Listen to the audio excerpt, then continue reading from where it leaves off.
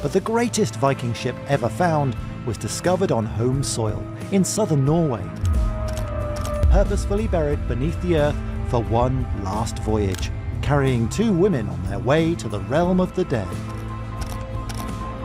This tomb, frozen in time, shattered previous assumptions about Viking society, while throwing up new mysteries in the process. What if the greatest Viking discovery wasn't a treasure, but a warning? This morning, the world's most well-preserved Viking ship has a new home. Reporter Jeremy Roth shows us the delicate operation to move it the length of a football field after a decade of planning. When a team of archaeologists began digging into an ancient mound in Nord Fjordide, they expected gold, weapons, and history's glory. Instead, the first strike of the shovel released a foul stench, thick, heavy, and wrong. The air that escaped was not from the past. It felt alive, as if something beneath had been waiting. For years, locals whispered that the hill was cursed, that those who disturbed it would never sleep in peace again. No one believed them until now. What they found wasn't a royal burial meant to honor warriors. It was a grave meant to hide something unspeakable. Bodies without heads, strange burn marks, and signs of fear etched into the very soil. This wasn't a resting place. It was a warning buried in wood and ash. And every piece of evidence only made one thing clear. The secrets inside this Viking ship are far darker than anyone ever imagined. Stay with us as we uncover the truth behind what they found, because once you hear it, you'll never look at Viking history the same way again. The forgotten mound of Nord Fjordide. For centuries, the mound in Nord Fjordide sat quietly, blending into the rolling landscape. It looked so ordinary that even the locals stopped noticing it. A gentle rise in the earth, covered in thick moss and tall grass. It seemed like just another part of Norway's misty countryside. But the old people remembered. They spoke of nights when strange blue lights flickered above it, and whispers rode the cold wind from the fjord.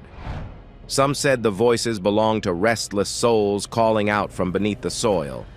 Others believed the mound was cursed, warning anyone who came too close. Generations passed, and curiosity faded until modern technology arrived. When researchers scanned the area with ground-penetrating radar, the readings stunned them. Beneath the soil lay something enormous, perfectly shaped, stretching over 65 feet long. The structure matched no natural formation. It was built by hands long gone. The experts could hardly believe it was a Viking burial ship, untouched by time. The discovery promised to be one of the most significant finds in Scandinavian archaeology, a glimpse into a forgotten age of kings and seafarers. But the moment the digging began, excitement turned to unease.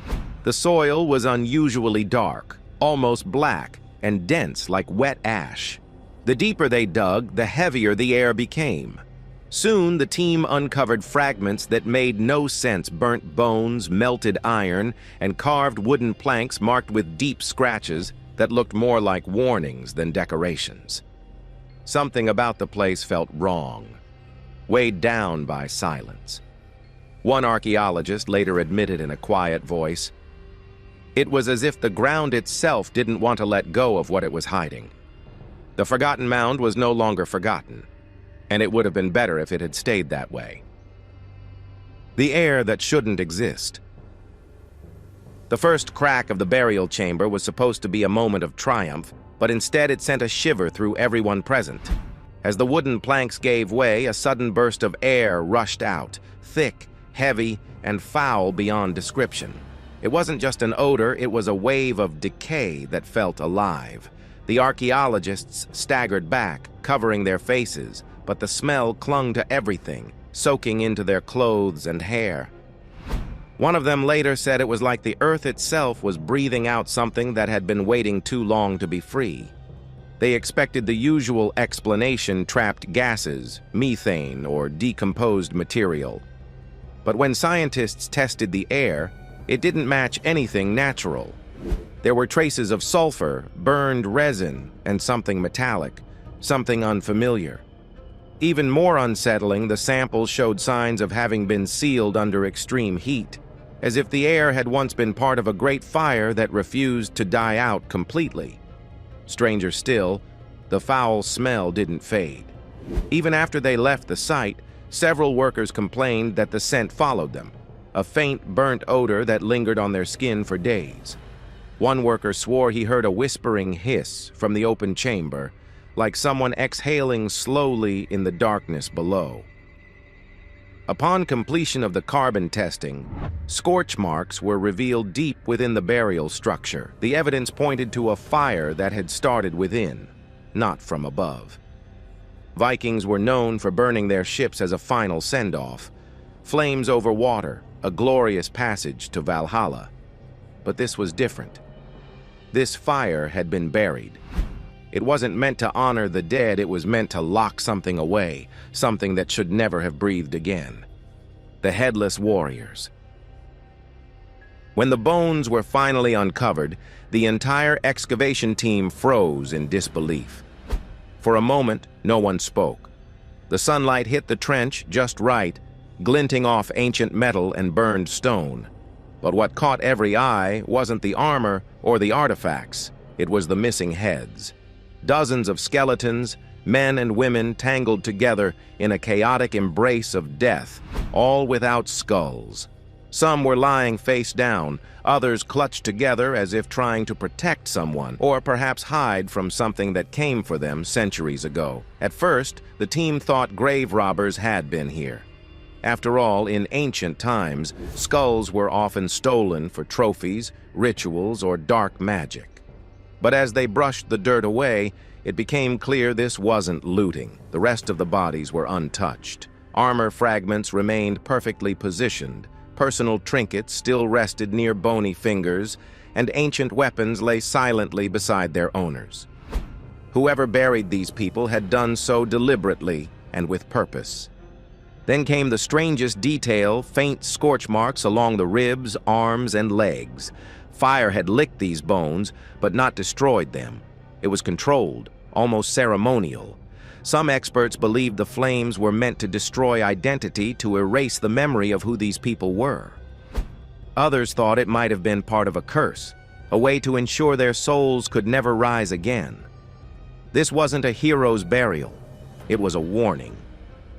Rumors began to spread among the workers. Some said these were outcast witches, traitors, or the infected, cast out from their villages. Others whispered something more chilling, that this was a plague ship. The people inside were sacrificed and sealed within to trap death itself. Even the air around the site felt wrong, unnaturally cold. One archaeologist later said, "When I stood near those bones, it felt like the earth was breathing, like something beneath was still alive. The strange symbols and iron chains." As the team brushed away the last layers of soil from the ship's wooden beams, something eerie began to emerge. Markings that didn't belong to any ordinary Viking craftsmanship. Deeply etched into the darkened wood were lines, spirals, and runes that seemed to writhe under the flickering light of the archaeologists' lamps. They weren't neat inscriptions or decorative carvings like those found on Viking longships. These looked frantic, uneven, and desperate, as if someone had carved them in haste, maybe even in fear. Experts initially assumed the symbols were variations of Old Norse runes, but when historians and linguists from Oslo University examined them, confusion replaced curiosity. The shapes only partially matched known Viking alphabets. Some letters seemed mirrored, others combined in ways that defied known linguistic patterns. It was almost as though the writer had tried to mimic the Norse style, but the message wasn't meant for human eyes. As researchers traced their fingers over the ancient grooves, they noticed something else. Heavy iron chains embedded in the ship's hull. These weren't decorative or ornamental. The links were thick, industrial in strength, and placed in ways that made no sense for a burial. They weren't meant to hold cargo or sails. They were positioned to restrain. Something, or someone, had been chained here long before the ship sank into the earth. The question was why. The more they studied the site, the darker the story became. Translating the carvings offered chilling fragments, bound below, burned to silence, and one message carved near the stern, the words, "Never to rise." Those phrases sent shivers down the spines of everyone present. They didn't sound like mourning inscriptions. They sounded like warnings. Had these chains been used to contain dangerous prisoners, cursed souls, or as some whispered, a presence the Vikings themselves feared? There were legends among the northern tribes of warriors who dabbled in forbidden rites, summoning spirits for power and protection. Perhaps this ship carried such men, and when their rituals turned dark, their own people sealed them away to stop whatever they had unleashed. Soon after the discovery was made public, strange reports began surfacing. Locals who visited the site claimed their phones and cameras malfunctioned near the excavation area. Batteries drained instantly. Temperatures plummeted without warning, and voices' faint whispers were allegedly caught on audio recordings when no one was speaking. One researcher described hearing the sound of chains dragging across wood, even though the excavation area was empty. Authorities soon declared the site off-limits to the public. Security guards were stationed around the perimeter, and researchers were ordered to halt their work at night. Officially, the restrictions were for safety and preservation. Unofficially, many believed something was discovered that wasn't meant to be disturbed, something ancient, angry, and chained for a reason. The Viking, fear of the undead. To truly grasp the horror behind what was uncovered in that burial mound, we have to step into the mind of a Viking, into a world where death wasn't the end, and the line between the living and the dead was frighteningly thin. The Vikings didn't just believe in gods and warriors, they believed in the Draugr, the restless undead. These were not mere ghosts or spirits. They were physical, decaying corpses that could rise from their graves, fueled by vengeance or greed, to torment the living. In Norse mythology, the Draugr weren't random apparitions. They were usually people who had died with unresolved anger, or those who had been cursed for betraying oaths or committing great sins. Some were said to guard their treasures even after death, killing anyone who dared to approach their burial mounds. Others roamed the night, spreading disease and dread wherever they went. Farmers feared them, warriors respected them, and seers warned entire villages to stay away from cursed graves. Descriptions from ancient sagas say a Draugr could change its size at will, growing as tall as a tree or shrinking into mist to slip through cracks in walls. Their stench was unbearable, like rotting flesh mixed with smoke. They could crush bones with their bare hands, ride the winds, and even drag the living down into their graves. Once awakened, they were nearly impossible to kill. The only way to stop one was gruesome: decapitate the corpse, burn the remains, scatter the ashes in the sea, and weigh the grave down with iron, the metal the Vikings believed could repel evil. When the archaeologists saw the headless skeletons, the scorched bones, and the iron chains, everything began to fit together like a chilling puzzle. This wasn't a burial of honor or respect. It was a ritual of fear and containment. Whoever or whatever had been laid to rest in that ship, the Vikings clearly wanted to make sure it never rose again. Imagine what must have happened back then. Maybe a great warrior fell in battle, but when they tried to bury him, strange things began to occur. Livestock dying, children falling ill, fires breaking out without cause. In desperation, the villagers might have called upon their priests or shamans who declared the man cursed. They couldn't simply burn his body. That might release the spirit. So instead, they chained it, cut off the heads, burned the ship from within, and buried it under layers of earth and stone. Even centuries later, the atmosphere around that ship feels wrong. Scientists who studied the remains admitted that the air inside the chamber felt alive, dense, with a pressure they couldn't explain. The instruments malfunctioned. Samples decayed faster than expected. It was as if something didn't want to be studied, as if the curse the Vikings feared had never truly died. What they found beneath the deck. As the team carefully removed the final layers of soil and rotten wood, the air inside the burial chamber grew heavier, almost suffocating. Every sound, the creak of the planks, the scrape of metal against stone, seemed amplified, echoing through the dark space. Beneath the deck boards, they discovered something unexpected, a smaller, enclosed section sealed away from the rest of the ship. The wood here was blackened and brittle, its edges fused by what looked like melted iron, as though someone had tried to weld the chamber shut from the inside. When the archaeologists broke through the final barrier, they revealed an eerie sight: an empty chamber, except for a small wooden box at its center. It was positioned precisely, almost reverently, surrounded by bits of scorched bone and fragments of burned cloth. The box itself was a strange, half-rotted thing, yet sealed with thick resin that had hardened over time, preventing even moisture from seeping in. No one could understand how it had survived so intact, while everything else decayed. The team hesitated before opening it.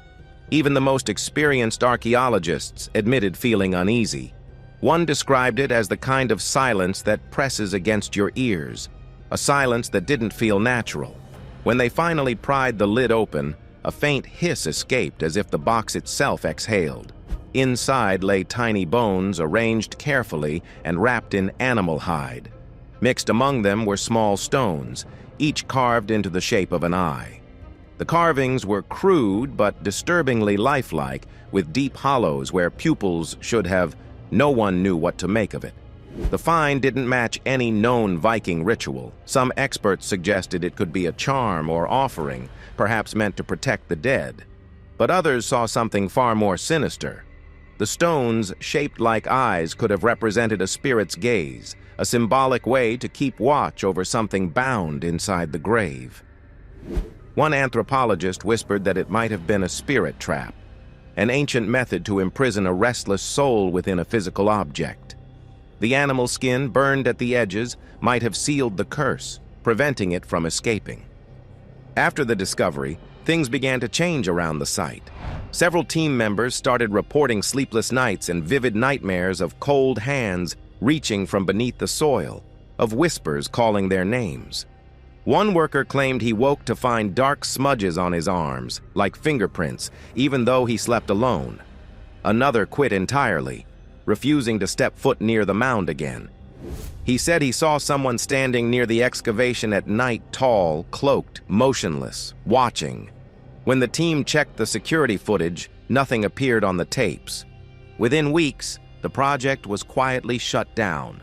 The official report cited preservation and safety concerns, but those who were there tell a different story. They say no one wanted to disturb what lay beneath the deck any further, that some doors, once opened, can never truly be closed again. The silence of history. When the excavation first began, archaeologists believed they were about to uncover a historic treasure, something that would fill the missing chapters of Viking history. Instead, what they found was quietly buried again. This time not under soil, but under secrecy. The initial press releases that promised groundbreaking discoveries vanished without a trace. Interviews were canceled, documents retracted, and photos removed from public archives. Within months, it was as if the dig had never happened. The researchers who worked on the project signed strict non-disclosure agreements.